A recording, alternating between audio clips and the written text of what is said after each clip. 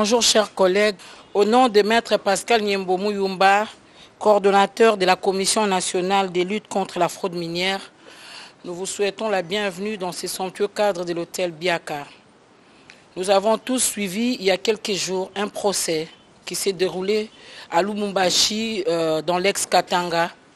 Un procès sur la fraude minière qui est en train de se dérouler à grande échelle dans cette partie du pays. Et c'est à ce titre que M. Pascal Niembo a effectué un voyage de 10 jours dans le cadre évidemment de ses prérogatives liées à la commission de lutte contre la fraude minière.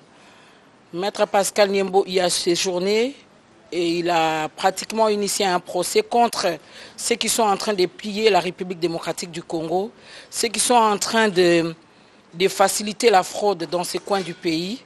Sans plus tarder, je vais lui accorder la parole pour qu'il nous donne un peu plus de détails sur ce qu'a été l'objet de sa mission de 10 jours au niveau de la province de Lualaba, évidemment du Haut-Katanga. Notre souci est de faire voir à l'opinion nationale et internationale que la République démocratique du Congo, son gouvernement, ainsi que le président de la République n'accepteront plus jamais la sortie frauduleuse de minerais au détriment de tout un peuple. Le climat des affaires est d'abord fondé sur le respect de la loi du pays qui vous accepte. Le climat des affaires ne signifie pas venir organiser le sabotage de l'économie nationale. C'est pourquoi, en date du 26 janvier, le gouvernement a décidé, en plein conseil de ministres, d'intensifier les opérations de lutte contre la sortie frauduleuse de nos minerais au mépris total de tout un peuple. Et vous êtes sans ignorer que le président de la République démocratique du Congo a signé conjointement avec les autres homologues, ses homologues de la région des Grands Lacs, un accord à Lusaka et en Zambie pour lutter contre l'exploitation illicite et la commercialisation de minerais dans la région des Grands Lacs. Et vous avez suivi le discours du président au Katanga lorsqu'il regrettait la vie de la population tout au long de la route vers Kasumbalesa, où les minerais sont exportés, mais la population reste pauvre. C'est pourquoi, à ma qualité de coordonnateur national de lutte contre la fraude minière, il m'a été chargé de traquer tous les malfaiteurs, civils ou militaires, dans le sens d'instaurer d'abord l'autorité de l'État et de crédibiliser les exportations de nos minerais vers l'extérieur. Vous savez que le Congo, notre pays, est signataire de la Convention de processus de Kimbele. Cette convention qui lutte contre le diamant du sang dans le monde. Vous êtes sans ignorer aussi que, à travers le pays des Grands Lacs, le Congo est membre de l'OCDE. Cette organisation réunissant plus de 50 États, consommateurs finaux de nos minerais. Nous avons les obligations, conformément au devoir de diligence conçu par l'OCDE, dans le but d'organiser les exportations crédibles de nos minerais à l'extérieur. Mais nous avons constaté que la plupart des opérateurs miniers ne respectent pas le manuel de procédure sur les exportations de minerais en République démocratique du Congo. Ce manuel de procédure se conforme au code minier. Le manuel de procédure se conforme au code douanier. avant d'organiser les exploitations des minerais dans notre pays, il faut lire d'abord le manuel de procédure. C'est dans le manuel de procédure où on détermine les actes qu'il faut poser avant l'exportation. Vous savez que si vous voulez exporter les minerais au Katanga, il faut que l'opérateur minier introduise la lettre à la division de mines 48 heures avant l'exportation. Et la division de mines, à son tour, invite les services habilités à poser les actes dans le cadre de traçabilité de nos minerais. Et ces services, c'est la DGDA, le CEC, l'énergie atomique, l'OCC et la division de mines. Il n'y a pas un autre service prévu dans le manuel de procédure. Il n'y a pas les actes qui seront posés ni par les services de sécurité, ni par la police, ni par l'armée pour exporter les minerais en République démocratique du Congo. Pourquoi ces 5 services? L'énergie atomique, parce que les agents de l'énergie atomique sont censés de prélever des échantillons, ainsi que les agents du CEC, pour déterminer les sous-produits qui accompagnent le majeur. Si vous avez dit que vous voulez exporter le cobalt, eh bien l'État congolais doit savoir, outre que le cobalt, qu'est-ce qui accompagne le cobalt? Est-ce qu'il y a l'uranium à l'intérieur? Est-ce qu'il y a l'or? Est-ce qu'il y a palladium? Est-ce qu'il y a l'argent? Etc., etc. Avant d'exporter, nous devrons savoir comme État, qu'est-ce qui accompagne votre minerai, outre que ce que vous avez déclaré. Dans le souci justement d'éviter à la République les sanctions au niveau international. Alors, ceux qui sont complices des sorties frauduleuses de nos minerais, non seulement c'est conçu par les opérateurs miniers eux-mêmes, mais aussi ils bénéficient de la complicité des agents de l'État. C'est pourquoi, sur instruction du gouvernement de la République, nous avons décidé non seulement de traquer les fraudeurs au niveau des opérateurs miniers, mais aussi de faire arrêter et licencier les agents de l'État complices de la sortie frauduleuse de nos minerais. C'est le cas ici de vous informer qu'au Katanga, lorsque nos agents de services de renseignement et des investigations ont réussi à bloquer les 22 véhicules ayant la valeur de plus de 20 millions de dollars qui voulaient sortir frauduleusement au mépris total de tout un peuple, nous avons décidé de rencontrer le procureur général de la République et le premier président de la Cour suprême de justice pour nous accompagner dans ce combat. Et au moment où je vous parle, et les agents de l'État et les opérateurs miniers prétendus intouchables ont été arrêtés et condamnés par la loi de la République. Et nous y veillons, de manière à ce que dans l'avenir, cela ne se répète plus. Au moment où je vous parle, plus de 30 véhicules drague sont saisis en Afrique du Sud sur notre demande. Parce que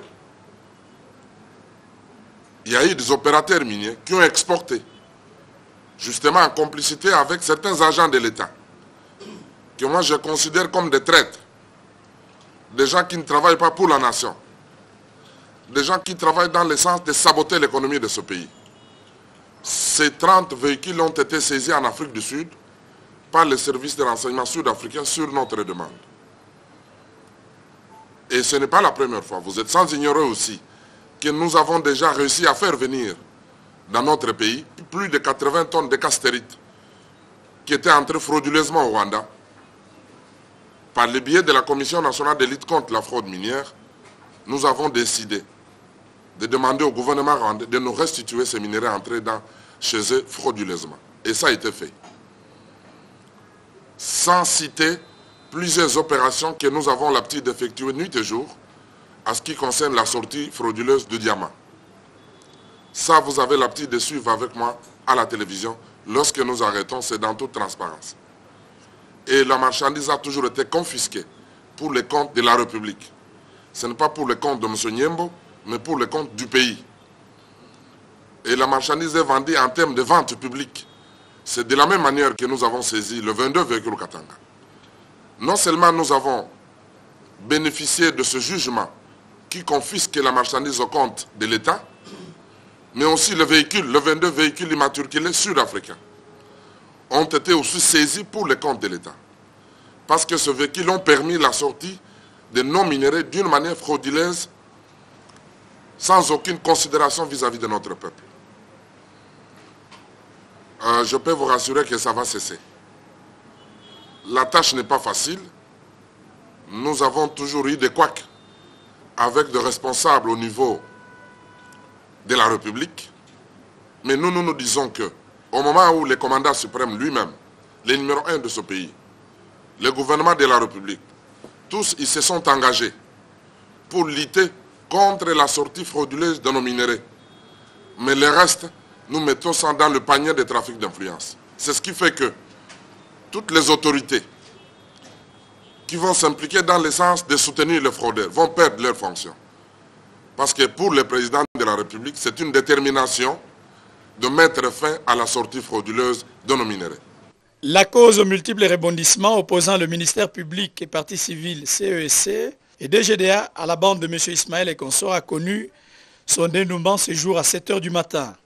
Cette cause a connu 4 épisodes qui sont: primo, les prévenus sont présentés devant le tribunal de grande instance de Lubumbashi par le ministère public et sont poursuivis pour association des malfaiteurs, faux en écriture, contrebande, fraude douanière, transport illicite des minerais et corruption. Le procureur les poursuit en procédure de flagrance. C'est en rapport avec les 22 camions-trac arrêtés à Kasumbalesa pleins de minerais bruts et concentrés. Le collectif des avocats de la défense conteste la procédure de flagrance et interjette appel quant à ce. Secondo, la cour d'appel de Lubumbashi examine l'appel et se prononce comme étant régulièrement saisi. Non content de la décision de la cour de séance, les avocats de la défense présentent sur le banc le pourvoi en cassation. La cour de séance décrète la surséance de la cause, mais tous les prévenus doivent rester en détention. Tertio, le lendemain, un 3e rebondissement. La Cour réexamine le cas et constate que le pourvoi déposé est en violation de la Constitution en son article 21 qui stipule que tout jugement doit être écrit et motivé.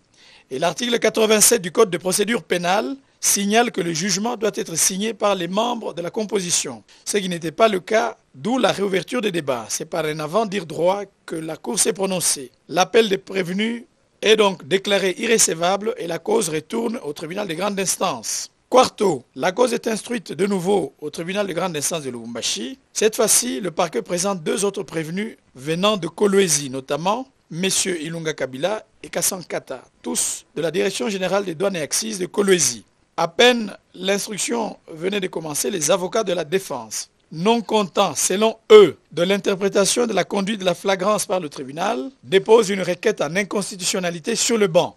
L'audience est suspendue. Après, l'audience reprend et le tribunal revient et donne la parole au ministère public pour avis. L'organe de la loi donne son avis sur la requête. L'organe dit que la requête est en photocopie libre et demande au tribunal de la joindre au fond. Le tribunal se rallie totalement à l'avis du ministère public et l'agitation est à son comble dans la salle par la protestation de la défense. En fin de compte, tous les avocats de la défense se retirent et retirent leur comparution. Le tribunal de séance va instruire sans désemparer, de 13h30 jusqu'à 7h du matin. Et le verdict suivant est rendu. L'infraction d'association des malfaiteurs n'est pas retenue. Sont acquittés M. Kabamb Arouamb et M. Kassongo Patrick. Sont condamnés M. Senga Ilunga de l'agence Pôle Express de 10 ans de servitude pénale principale, M. Ismaël Libanais, 5 ans de servitude pénale principale et expulsion du pays après avoir purgé la peine. Toumba Mwadi de la DGDA Kolwezi, 3 ans de servitude pénale. Nyundo Patrick de l'ANER, 3 ans de servitude pénale principale. M. Kassan Kata, 3 ans de servitude pénale principale. Ilunga Kabila, 3 ans de servitude pénale principale. M. Yang, le chinois, 3 ans de servitude pénale principale. Les produits miniers sont confisqués au profit de l'État congolais. S'il y a une possibilité de nous faire un petit bilan depuis que cette commission existe, combien de gens a-t-elle déjà arrêté? Et puis il y a moyen de nous rappeler un peu la procédure en matière d'exportation des minerais. Vous parlez du procès de Lubumbashi, mais ce procès est contesté par les ONG de défense des droits de l'homme selon que la procédure n'a pas été celle qu'elle devait être. Le tribunal de grande instance de Lubumbashi s'est vu dans l'obligation de reprendre le procès alors qu'on avait déjà demandé, on était déjà allé en appel 2 fois. Donc le procès devait venir se tenir à Kinshasa à la Cour suprême. Mais curieusement, selon des sources à Lubumbashi, il y a eu des pressions pour que ce procès se fasse, et même de nuit, pendant que des juges somnolaient ou dormaient, et les prévenus eux-mêmes n'ayant pas de ressources nécessaires pour pouvoir répondre normalement. Et de deux, dans ce procès, je ne sais pas si les transitaires étaient concernés, parce que le transitaire, selon la DGDA que j'ai contacté, sont condamnés solidairement avec les fraudeurs, avec ceux qui ont tenté de frauder la marchandise. Je pense que ce phénomène de fraude existe depuis bien longtemps. Monsieur le coordonnateur, pourquoi c'est seulement maintenant que le gouvernement semble s'engager à bras le corps, prendre à bras le corps cette question de fraude minière et cette fois rendre public tout ce qui est fait dans ce sens? Notre ami de Radio Okapi, la société s'appelle Dragon, qui a été utilisée pour organiser cette exportation. C'est une société aux actionnaires chinois